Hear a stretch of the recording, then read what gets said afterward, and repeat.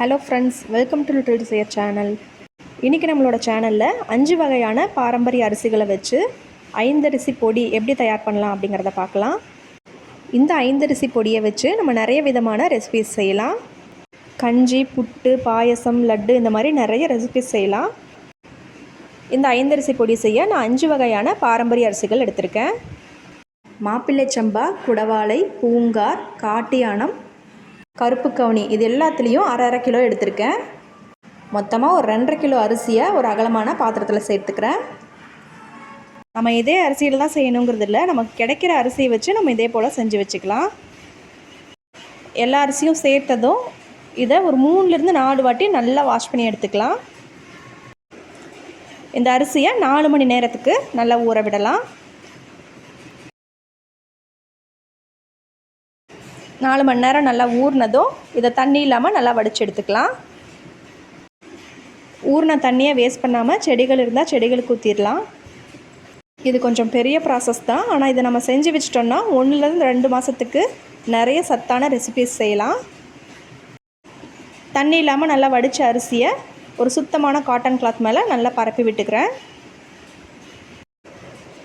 இதை நிழல்லையே ஒரு 2 மணி நேரம் காய வச்சா போதும்.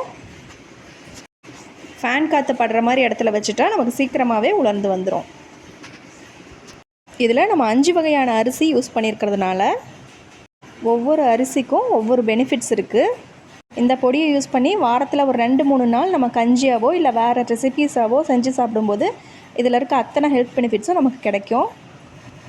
2 மணி நேரத்தில் ஓரளவுக்கு உலர்ந்து வந்துருச்சு. இது சுத்தமாக ட்ரை ஆகணும்னு அவசியம் இல்லை.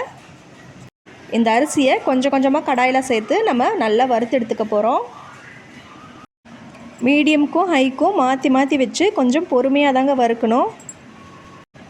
நம்ம ஒரு பேட்ச் வறுத்து எடுக்கிறதுக்கு எப்படியும் ஒரு 1/4 மணி நேரம் போல் ஆகும்.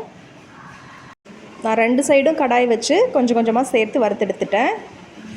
வறுக்க ஆரம்பித்து ஒரு 5 நிமிஷத்துலேருந்து கொஞ்சம் கொஞ்சமாக பொரிய ஆரம்பிக்கும். ஈரப்பதம் சுத்தமாக இல்லாமல் நல்லா ட்ரை ஆகிற வரைக்கும் வறுத்துக்கோங்க. இது நல்லா வறுப்பட்டுருச்சு. இதை ஒரு அகலமான தாம்பாளத்துக்கு மாற்றிக்கிறேன். இதே போல் நான் 2.5 கிலோ அரிசியும் வறுத்து எடுத்துட்டேன்.